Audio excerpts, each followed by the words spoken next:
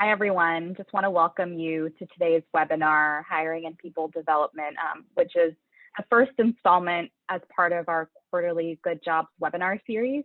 I'll hand it over to Pacific Community Ventures CEO Bulbul Gupta to kick us off. Thanks, Sanjana. Hi, everyone. Welcome in. It's nice to see members of the community again joining in. Just really briefly wanted to introduce and welcome folks. I'm sure many of you are joining us from different parts of the country and through different community partners of ours that you may have worked with, or perhaps you already work directly with PCV as one of our clients on our lending or our business advising programs. But just happy to see you all. And we know we really wanted to kick off these conversations as we know a lot of our small business owners are working with their advisors and just figuring out their own reopening strategies as the pandemic unfortunately continues to stretch on more than any of us probably could have ever anticipated. And really, I know the word pivot sort of became the word of the year last year for small business owners who cringe when that word is brought up now. But pivoting HR strategies, right? Figuring out your talent, retention, keeping people, how do you bring on new people, recruit, and really think about what are the kinds of jobs you need to be structuring as people demand different kinds of conditions or need different kinds of enabling environments, right, to thrive in these incredibly uncertain, changing times. So really excited to have our speakers here with us to walk us through a little bit of what they're seeing and what strategies they're working on. And just encourage any of you with questions or those of you wanting to work with one of our advisors to really hear how this process might work that Sadie and Anne-Claire are going to walk through with us. But also please to reach out for help by the end of this webinar. We'll certainly give you more contact information, and we have lots of our staff here today to help out with questions and connections. So thanks for coming, and I'll turn it back to you, Sanjana.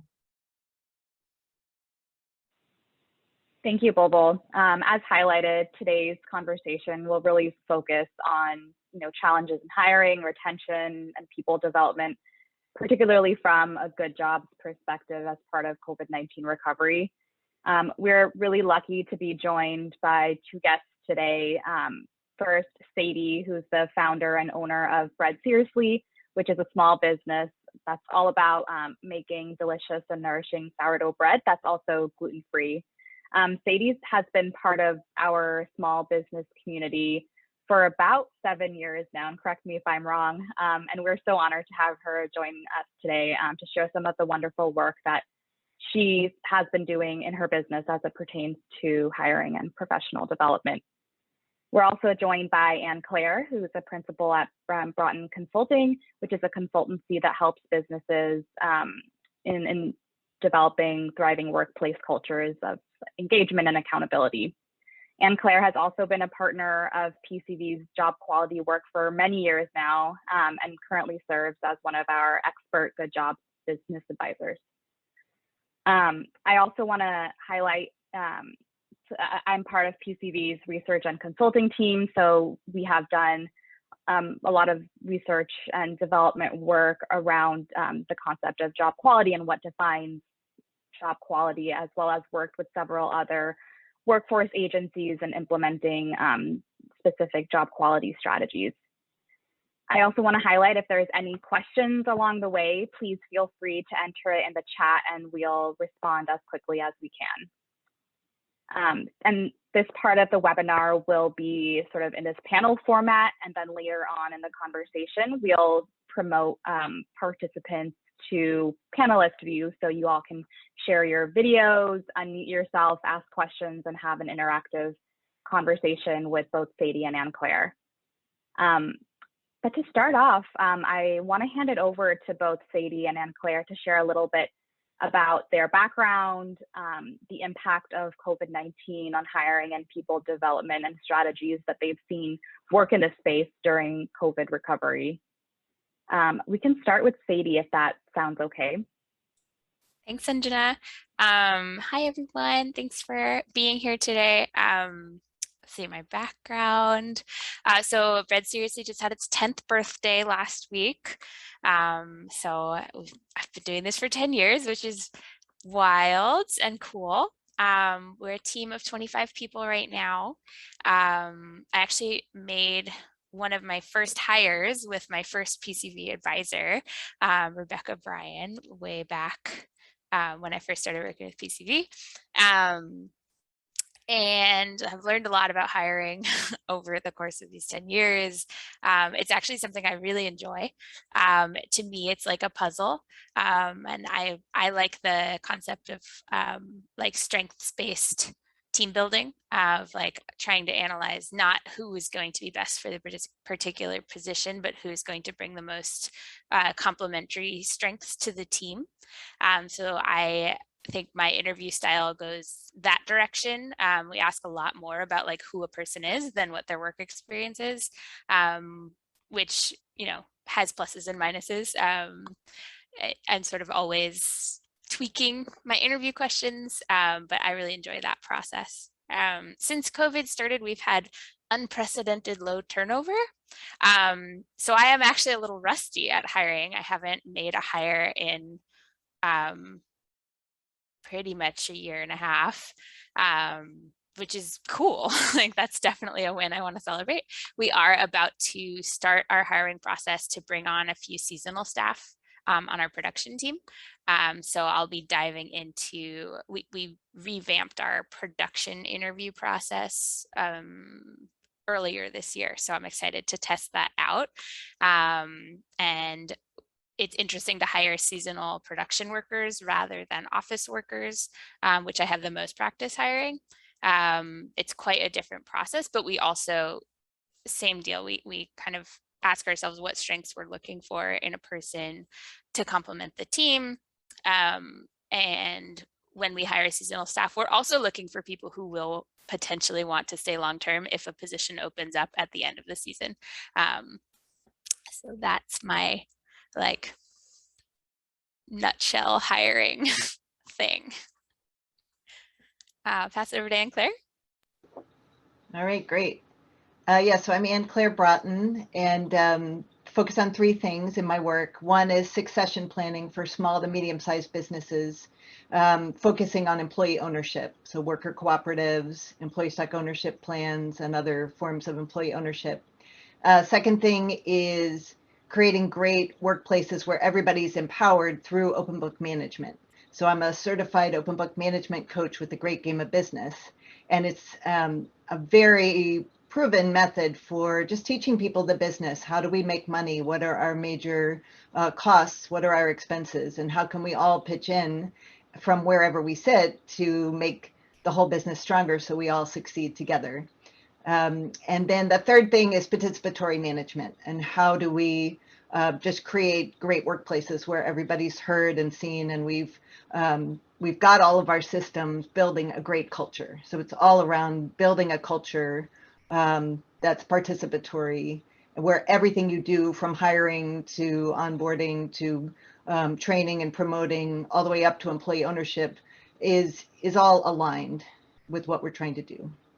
So I have a lot of clients in the US and even abroad, and this has been a really hard time for holding on to staff. It's been a hard time, obviously, in general. Businesses just trying to hold on, you know, small businesses like restaurants having to pivot to takeout only. Businesses that I work with, I have a laundromat chain that does Great Game of Business, that's very committed to great workplaces. They've had a lot of turnover. A commercial laundry facility and hydroponic greenhouse I work with, again, a ton of turnover. So it's been a hard time to hold on to people. And of course, employees are dealing with a lot. Parents of small children are really facing a hard time. They've had to be at home with their kids, facilitating online learning for a long time. And now they're trying to juggle their young people going back to school. And so, of course, some small businesses can have remote employees and some cannot. Some have to have people on site. So trying to juggle all that has just been so much for small businesses.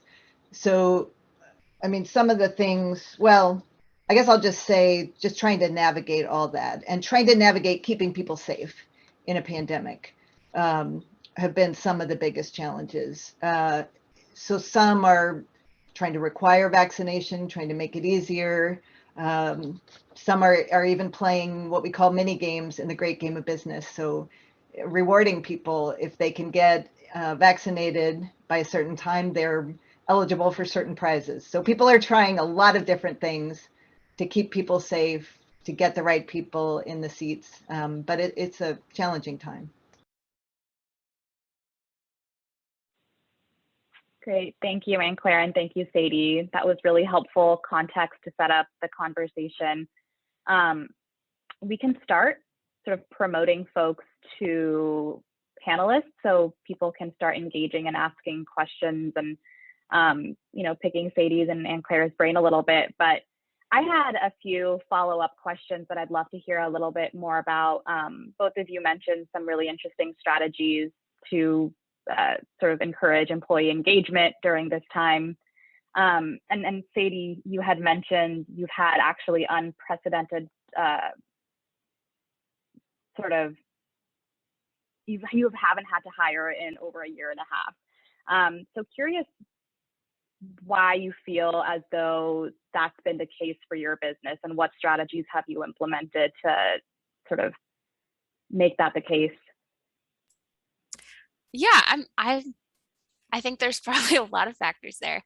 I should mention we have hired what we call flex production staff, which are sort of I think people call them like casual employees, so like not less than part-time. And we've had 100% turnover rate with those hires. So I think people are really looking for like full-time stable positions, which was not something that we had available. And so we're switching that focus from like flexible staff to full-time seasonal staff where there's a clear start and end date, but we're guaranteeing full-time hours. So that is definitely I think will be an improvement. And then on our office team, we have had some people leave, but it has been at a good time for us to not refill those positions. So we have downsized, some of our assistant positions, especially, and been able to fill some of those roles internally as well with internal promotions, which is great. I think we give a lot of like flexibility if people are interested in altering their roles, changing their roles, growing or shrinking. So I think people have maybe more options where they're able to explore that and feel like they have the permission to explore that. That's been, I think, a perk. I would say most of my attention since COVID started toward our production staff of like physical safety. And that was, I think, really great for the production team to feel like someone had their best interest in mind and that COVID was like Bread SRSLY is actually a really safe place to be during COVID. And that people feel protected. We really prioritized income continuity. So when people were, people had paid quarantine and we even shut down the production for 3 weeks last summer when we had our first case of COVID, to make sure that people had the full time to quarantine. That was before we had like easy access to testing. And so we've like tweaked that response constantly. We have a response team and we go through like, what are some different scenarios we might face and here's how we'll react to them and can set clear expectations there. But the clear expectation that people will have income continuity, I think, has been the best for giving people peace of mind and stability, and people know that like if they call out sick, they're not going to be fired, which on a production team is really huge. On the flip side, I would say one of my weaknesses is that I focused entirely on people's physical safety and very little on people's mental health. And so we've had a lot of issues with that coming up now that like once things calmed down, once people started getting vaccinated, those issues have started arising. And those are issues where like that is not in my skill set. And we've been having to like have some courageous conversations about that, particularly on our remote team, who felt like very excluded. So that's been that's been a learning journey, but we have the kind of company culture where we can have those courageous conversations, which is amazing. That's something we've been building, I'd say, for the last 3 years, but very much since summer 2019, we started a leadership book club on our office team, which was all about, we read Dare to Lead by Brene Brown, and it was all about like learning how to have that brave, courageous space on that team. So we've built these stronger relationships where we can take like a morale tank and make it out of it together. But that's what we're currently in.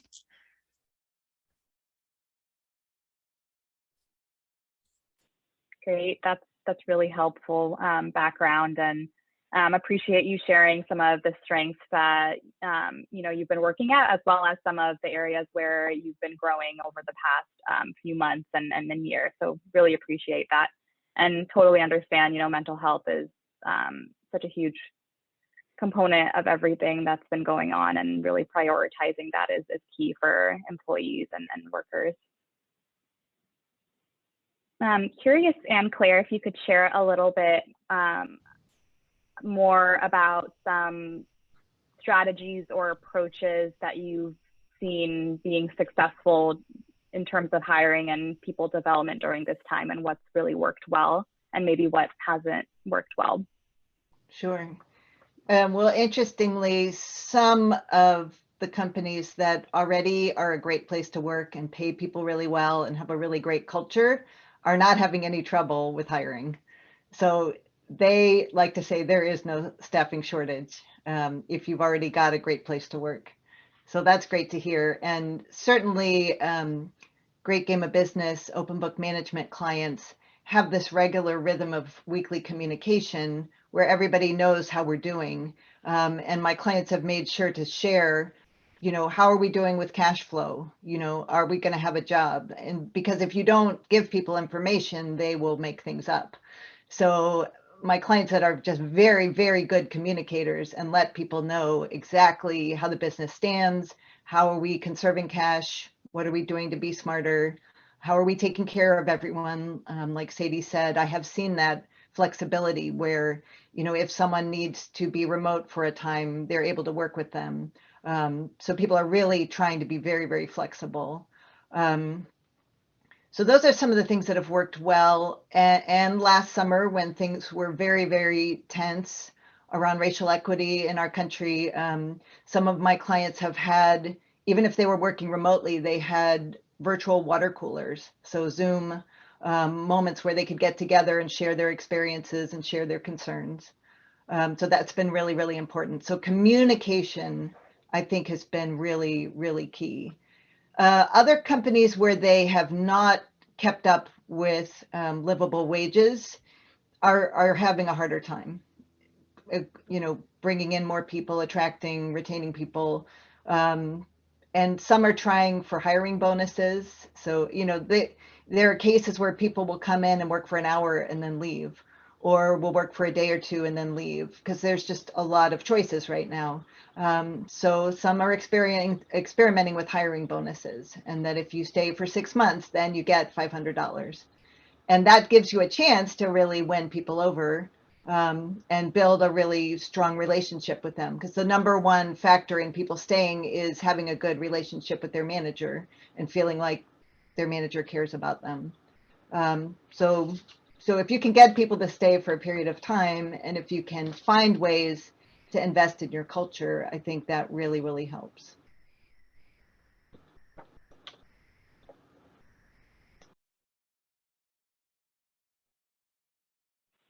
Great, thank you, Anne-Claire. I want to take a pause here and open up the floor and see if others have any questions. Once again, please accept the request to be promoted to a panelist. That way you can, share your video if you have a question, as well as unmute yourself to ask that question. Yeah, I think while people are thinking of their questions, Sadie, so much of what you describe, I run PCV. I mean, we see this with all different types of staff, from the small businesses we work with to different office staff, remote staff, folks who are feeling, less connected, more connected. But yeah, I think a year and a half into this pandemic mixed with economic crisis just further speaks to how many people are worried about not just their health and well-being, but the economic well-being, right? So how we show up as business owners or leaders and managers to make sure we've got people's backs, and what Anne-Claire was talking about, feeling that connectedness, but also the mental health side, the soft skills side, we've always called it in the past, but how important that is for culture building. And I know that's a lot of what you worked on too, as part of the just good jobs, good business effort, right? Like, what does that mean to provide, especially in the constantly changing nature of this last year and a half, with whatever it looks like going forward. Our people are also, if they're not comfortable joining in video, feel free to use the chat function for questions as well. One question I wanted to ask you, oh, here we go. Who's there? Okay. So one question I wanted to ask you, Sadie, if you want to reflect on, maybe to start, and curious to hear both sides of this with you guys, because when we think about working with an advisor, right, in which case you've worked with Anne-Claire, you've probably worked with other advisors, I think, through the business advising platform. But I'm curious, like, what is it about working with an advisor? How often do you talk to each other? What does it take in that relationship for you to have felt like you've had enough support to go through the different parts of how you improve jobs and culture at Bread SRSLY? I think, Anne-Claire, you might be my 10th advisor through PCV. And my very first advisor, I asked for help with sales and marketing. And that was like, since then I learned like I should actually ask for like very specific things. So Anne-Claire helped me with launching Great Game Business. So it's like a very targeted project.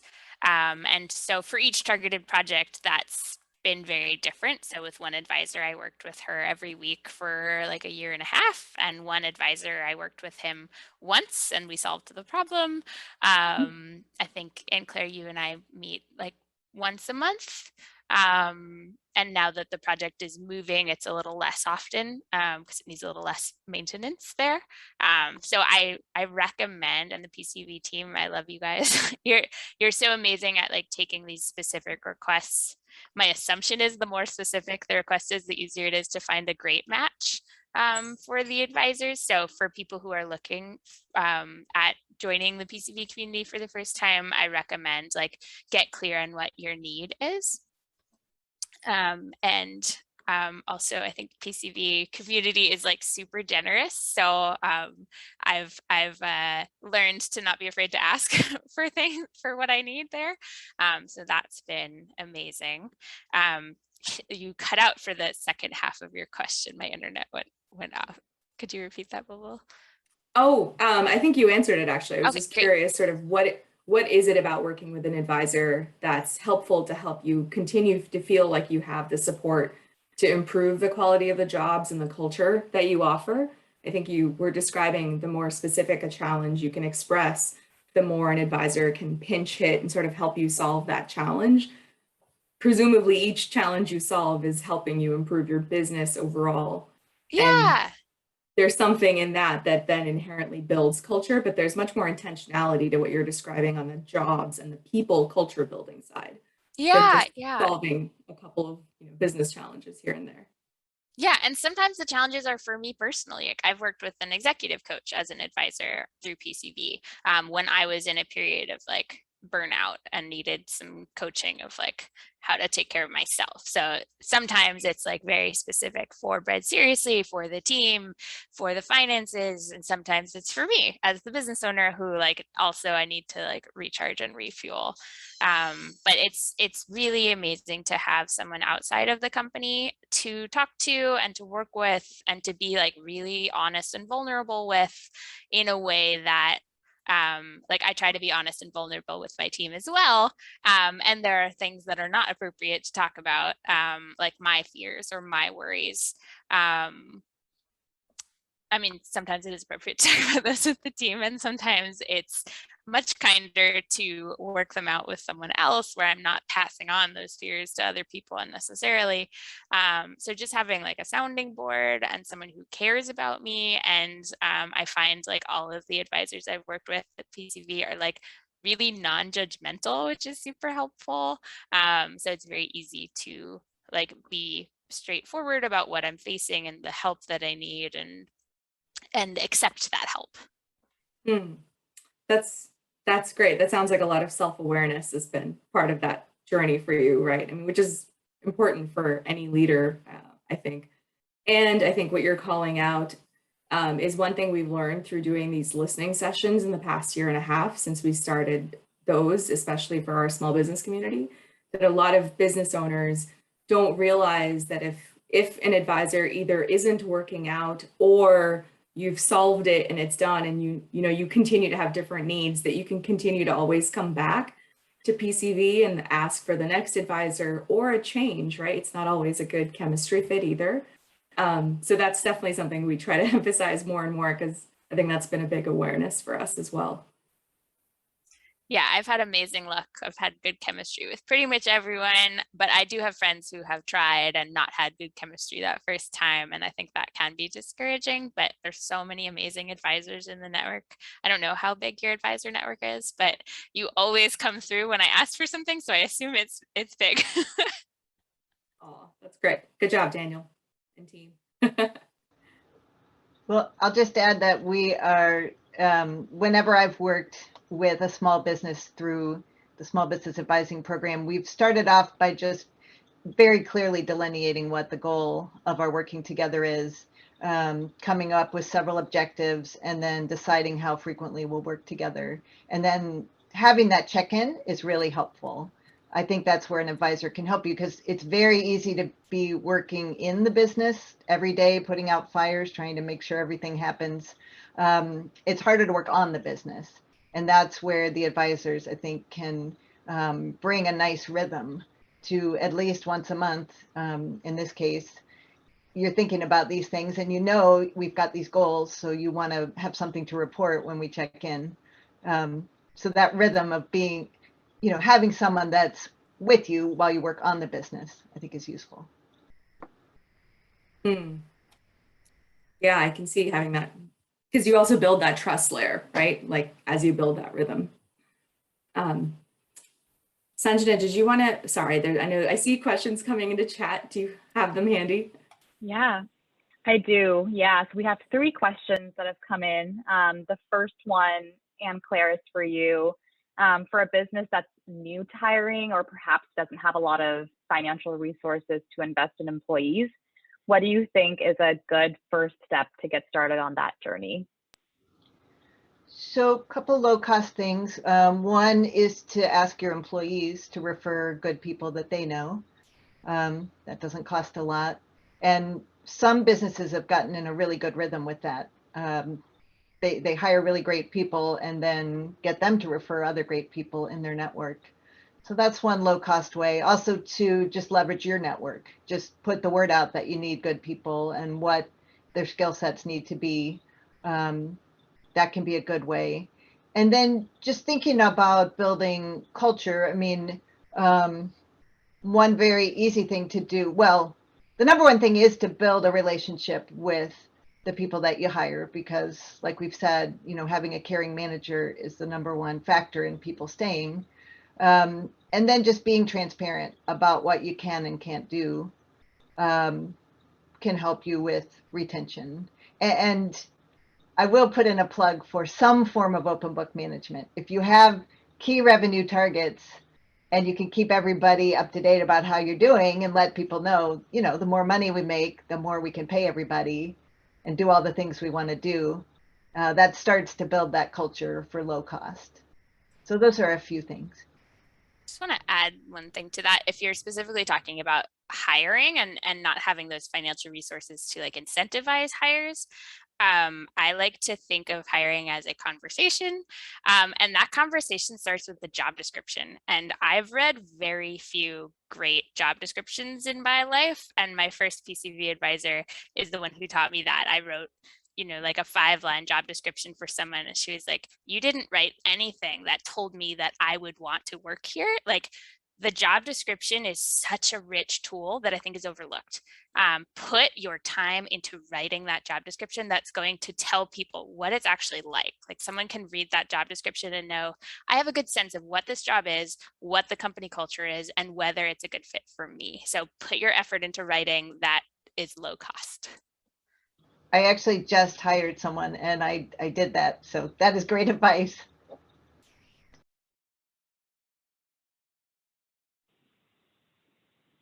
Wonderful. That's really helpful. Thank you both. Our next question is focused on sort of managers and people management. So, often managers get promoted to their role, perhaps without direct people management experience. As a small business owner, what skills do you focus on helping your managers develop so they can embrace their role as a people manager to benefit their entire team? For us, it's all along the lines of empathy, listening, communication, clear expectations, and the skills to give and receive feedback. I think those are more important than the hard skills. I think they're the more difficult skills. The soft skills are the more difficult skills, but those are the ones that make people leaders who can support their teams. We use like the model of servant leadership, where like a manager's role is to help the people that report to them succeed, not the other way around. And so that, I think, goes a long way in selecting for the skill set we're looking for people managers. Yeah, and I'll just add this, what the questioner said is absolutely true, that people are promoted to management because they're good at their job, not because they have any management skills. So I often do come in to companies and just lead an hour or two of basic management training and talk about those soft skills around listening, and how can you give positive feedback, and how can we solve problems when there is a problem without pointing fingers and creating a really tense situation.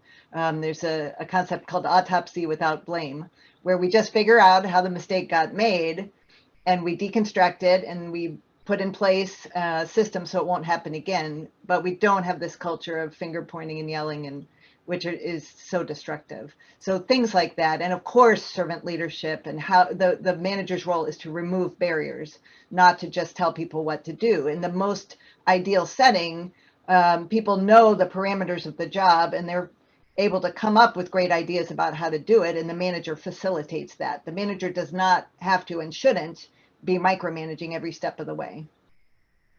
I like that concept, Anne-Claire. I want to add that like one big shift in our culture that we've had, probably starting about 2.5 years ago. I had an aha moment as a people leader that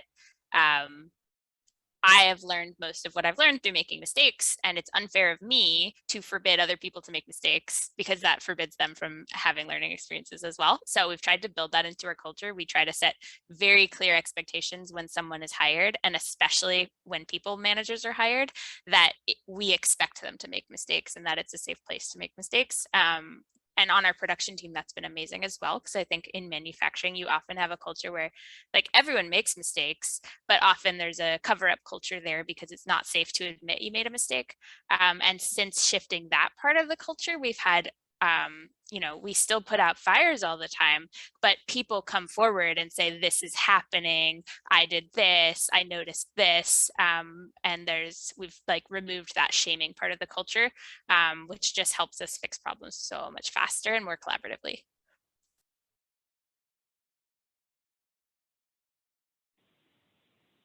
Great. I love that example that you shared. Thank you, Sadie. Thanks, Anne-Claire. We had a follow-up question around the job description approach that you were talking about, Sadie. Any resources or examples of great job descriptions that either of you have come across? I think that would be really helpful for the folks on the call. I'm happy to share sort of a template that we use, but the basic format I like writing, so this is something that comes more naturally to me. But what we do, we have an intro paragraph that's on every job description. It says who we are and like what we're about, our mission statement. So that's sort of the first paragraph of everything, just to get you into like, what kind of company am I working for? The second paragraph is all about the job.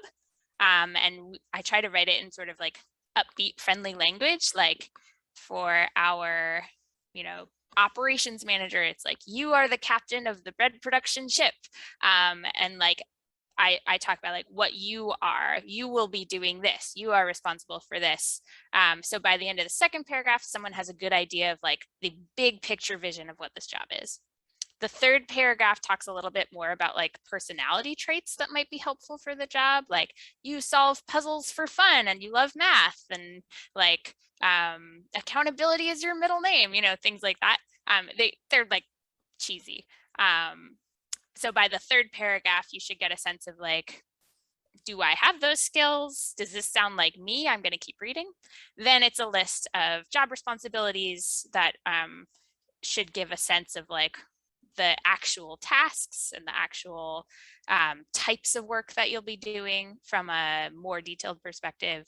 And then it's, basic requirements, benefits, things like that. So really that second and third paragraph are where I put like most of my love and energy in writing that. The list of responsibilities, I try to keep it like, actually the higher level of the position, the shorter that list is, like, and the lower level of the position, the more specific that is, because I think that fills people's needs in those different ways, where there is more clarity for production positions, like you will be responsible for cleaning and mopping, that kind of thing, versus like learn our systems and make them better for operations manager. But yeah, if people want to email me, or I don't know if you can email participants, I'm happy to share one of our job descriptions as a template. I really love that, Sadie, because one of my missions is to make work fun. Work should not be this horrible slog. It should be fun. We're spending all our time there. So I really love your approach. I was literally following that template yesterday on a job description I was updating for us, Sadie. So very wise advice. Thank you. Making job descriptions fun is not something a lot of us have done in the past. Yeah, I think there could be a whole webinar on how to make job descriptions fun. But thank you, Sadie. That really appreciate you being willing to share an example job description that you've used in the past. And if you want to send that over to us, we can share it with the folks on this call. Great.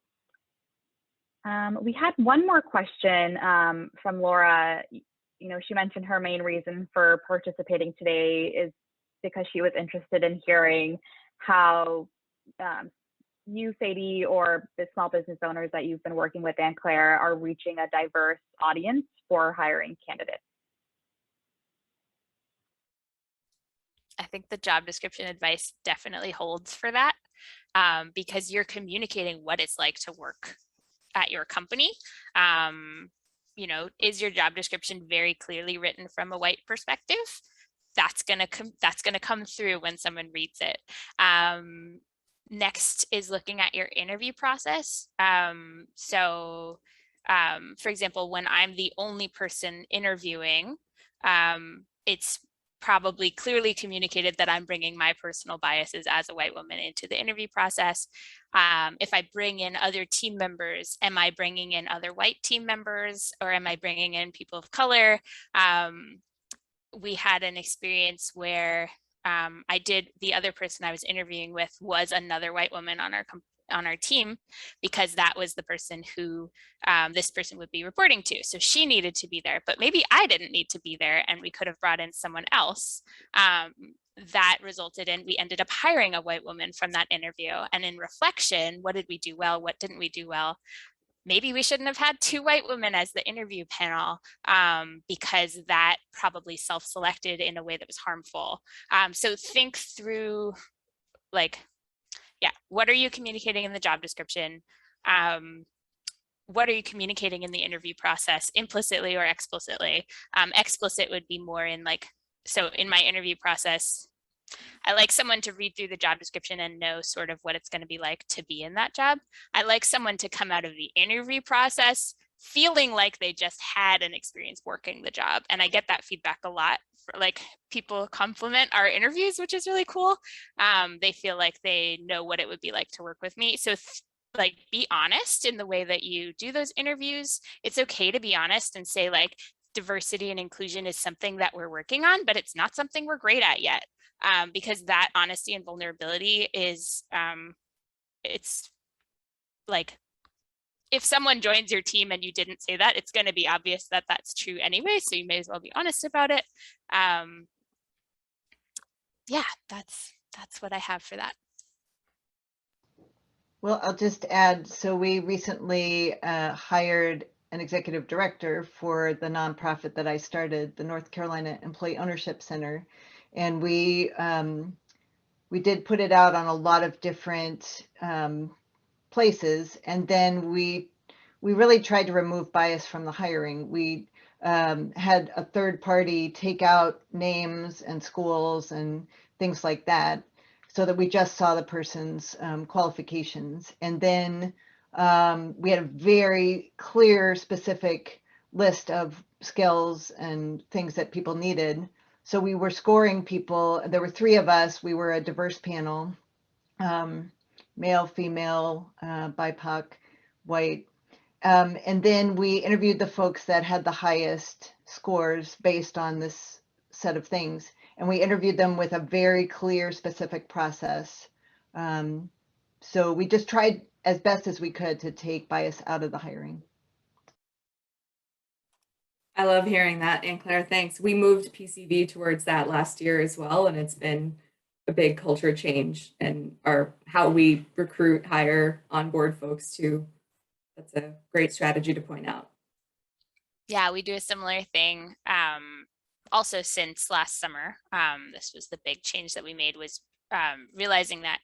So I said before that we look for, like, a person who's going to have complementary strengths and be an add to our culture. But there are, multiple stages to this interview process. And if we're looking at all of those strengths at every stage, that's inviting in our bias. So when someone applies to our job, we have their resume and maybe their cover letter. We can tell absolutely nothing about their personality. And so looking for a personality fit from a resume or cover letter is biased. Like, so just getting clear on that, we were able to, like, when we set up a job or a hiring process, we write a clear list of what we're looking for at each stage. So at the resume and cover letter stage, we're looking for, did they send a resume? Did they send a cover letter if that's needed? If it's not needed, that's not on there. Are they available at the times we need them? Maybe there's one skill that we're looking for. Do they have food production experience, for example? If it's a job that requires them to speak Spanish, do they speak Spanish? And anyone who meets all the qualifications immediately goes to the next phase. Anyone who misses one of them that is necessary, for example, food production experience, does not go through the next stage. And in that process, we have everyone's names hidden as well. So whenever we get candidates, we put them into a spreadsheet, name, and then we have all these columns, yes, no. We hide the names and we make all the decisions in a batch. Then we unhide the names, move everyone to the next phase. And in that next phase, a phone interview perhaps, maybe that's where we're looking for, are they values aligned? Or maybe that's the stage where we're looking for a specific work experience. Do they have experience with people management, and what is their leadership style, things like that. So get clear for each stage what you're looking for, where your biases might creep in. And then the last part of that is that when we have someone in an interview stage and we're on the fence about whether to move them, we talk about our spidey senses. If we have a spidey sense that we're biased, we move them automatically to the next round. We try to give out the benefit of the doubt as much as possible, which means we interview more, which is very time consuming. But I think that it's important in just sort of building our own self-awareness as well.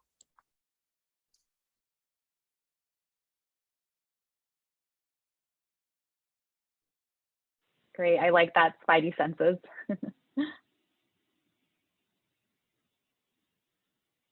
Great. Any other questions folks have?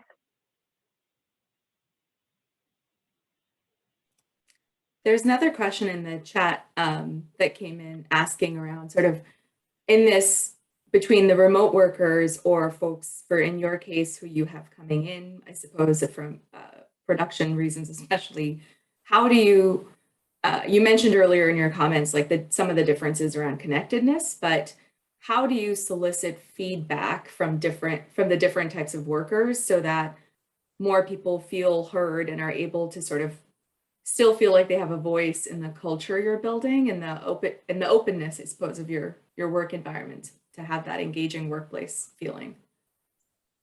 I would say that's the main focus of our people managers. So every people manager has one-on-one check-ins once a week or every 2 weeks with their direct reports.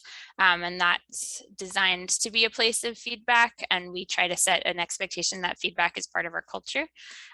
So we have a written list of what our culture is. It's communication, respect, teamwork, food safety, and physical safety. Which we should probably add mental safety to that list. And so in onboarding, we go through that list, or our HR manager goes through that list. So set those initial expectations. Communication includes feedback. We try to practice giving feedback. We try to prep people for giving and receiving feedback. We try to ask for feedback. I think we're at a point right now where the feedback we're getting is that we ask for too much feedback and we don't act on it fast enough. So if we keep asking without acting on it, that's not good either. And we've also run into bottlenecks with the verticality of our organization where feedback never got to the level that it needed to get to. So the change we made there was to go much more horizontal, and maybe we went too horizontal because now people feel like most of the company reports directly to me and there's a power dynamic there that is harmful. So we're always trying to learn there. Having an HR manager who's bilingual and who's also like kind and empathetic and whose personal value is inclusion has been amazing. Love our HR manager. So she spends most of her time talking to employees. She's sort of always open for calls. She's super responsive. She's a great listener. And so even though, you know, I wish that I could receive everybody's feedback, having a second person who is not the CEO is also just kind of a kind thing to offer people, where they can go to someone and have like more psychological safety that they're not talking to the boss. Those are great. I just want to add, so I am seeing more companies doing at least short employee surveys pretty regularly just to check in with people.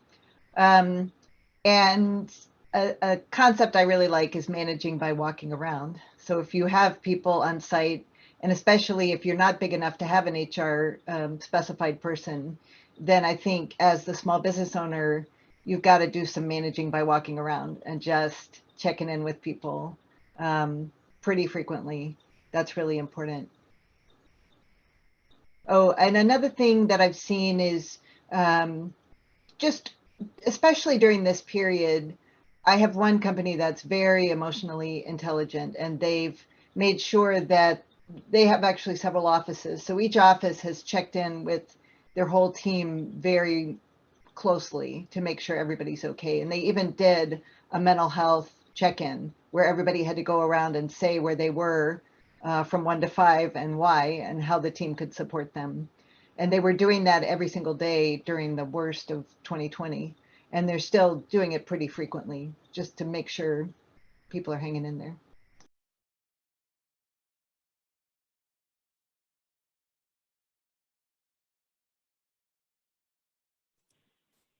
Sadie, I have another question for you while they continue to come into the chat.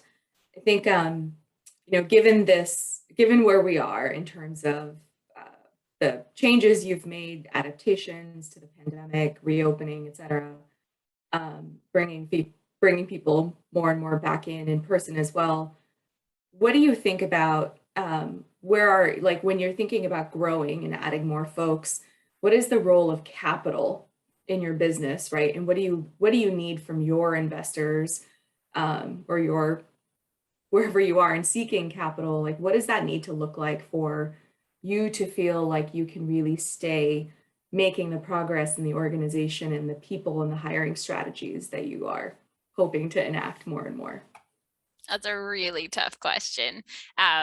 We had a small profit last year, and we are very much in the red this year. And our cash level is back down to what it was before we got our PPP loan. So that money is spent, and so it's definitely something I'm trying to work through right now, especially with this recent feedback that people would like more verticality in the organization, which tells me that I need to hire more like highest paid positions. So I'm not really sure how to answer that right now. We don't have investors. We're totally debt funded, which I think probably like I'm definitely wondering whether this is the time to bring in investors to specifically to hire like operations leaders and finance leaders, which are two roles that I take on and I'm not like the best at. So kind of offloading some of the work that is on my plate, not explicitly for my well-being, like it will help with my well-being, but explicitly because the business needs it and I'm not serving those needs anymore. So I think about capital there, but mostly I just think about, having cash. It was so nice to have that cash cushion for the last year, which took a lot of the stress off and allowed me, like, when I'm not stressed about the finances, I can much better work on the business instead of in the business. So yeah, it's not a direct answer to your question. No, I think that's right. I mean, the more, which is true for any business, right? And including organizations like us, if we can help more of our small business owners get the kind of capital, so debt or investing or equity, whatever type of capital is appropriate for their business, we want to help you have more headroom to be able to make these decisions that are better for your business overall, which is always going to be better for your workers too, right? So even the role of debtors, right? Like we provide debt capital. How can we be showing up better also, right? So same applies for both types of investors in this case. Yeah. Yeah, I think the place where I'm getting stuck is like whether to seek capital or not and how to make that decision. In the past, we've always sought capital for equipment, which is like a much more binary answer. We need the equipment, we don't need the equipment, we need the money, we don't need the money. But for hiring, that's a new spot for me. So that's something I'm working through. Good, thanks for sharing that. I think that's really important for people to hear. Was there one more question that just came in? Oh, yeah, sorry. It looks like there's two more questions. So the first one is for Anne-Claire. Are there any common misconceptions that small business owners may have about employee ownership models that are preventing them from actually utilizing that model for their business? Yeah, there's a lot of misconceptions out there. One is that you would suddenly operate as a complete democracy. Actually, I just read a horror story about a company that did that and it fell apart. So you want to be thoughtful about leadership and accountability, even if you're employee owned. You've got to clearly delineate rights and responsibilities of ownership. It doesn't mean that everything is up for vote. So that's one common misconception. You still get to have people in leadership roles and just be very clear about what employee ownership means and doesn't mean. That's one thing. And yeah, I think a lot of business advisors are not as aware about employee ownership and that it can be a good option. So there's more and more resources out there. There is a California Employee Ownership Center. There's a National Center for Employee Ownership, also in California. So there's a lot of resources where you can get really good, solid information about employee ownership and what it does and doesn't mean, and which forms are affordable. So an ESOP is regulated by federal retirement law. It's going to be better for bigger companies that have a lot more revenue and profit and employees. But worker cooperatives, I've done those with as few as 4 or 5 people. So that could be an option. And we just closed an employee ownership trust, which is a newer form of employee ownership. popular in the UK, and there were 35 employees involved there. So there's many options. There's lots of information out there, but just make sure you get really good information. Thanks, Anne-Claire. We have one last question, and this is around instituting more routine reviews that's acceptable or reasonable for owners or managers to be conducting throughout the year. We do 90-day reviews for new employees and annual reviews for all employees. Doing annual reviews for our production team is new this year. Doing annual reviews for our office team was new maybe from 2018, I think we started. I have, I think, 9 direct reports. So a lot of our team reports to me. So I do a lot of reviews. I think it's a really worthwhile process. Our process is we have a generic outline of like 5 categories of things that we're looking for from all employees. One of them is company culture. One of them is job responsibilities. One of them is time and task management. One of them is policy compliance, and I'm forgetting the 5th one. So everyone gets that template and then they rate themselves. Sorry, we took out the ratings because that does not work for everybody. But people like write themselves an evaluation, things we love, places I'd like to improve, growth and goals, and feedback for their supervisor as well. And then the supervisor does the same. When I write a review, it can take me up to like 8 hours of writing to just like really honestly reflect. I spend like, just due to my skill set, I spend most of my time thinking and writing about company culture and leadership, because those are the areas where I really want people to grow and reach and have that self-awareness. I think that makes us a stronger team. I don't write about like, here's the tasks you completed in the year. I think that's not a great use of anyone's time. And that said, celebrating wins is not a strength of mine, and it's a goal that I'm setting for myself. So that might come into the process.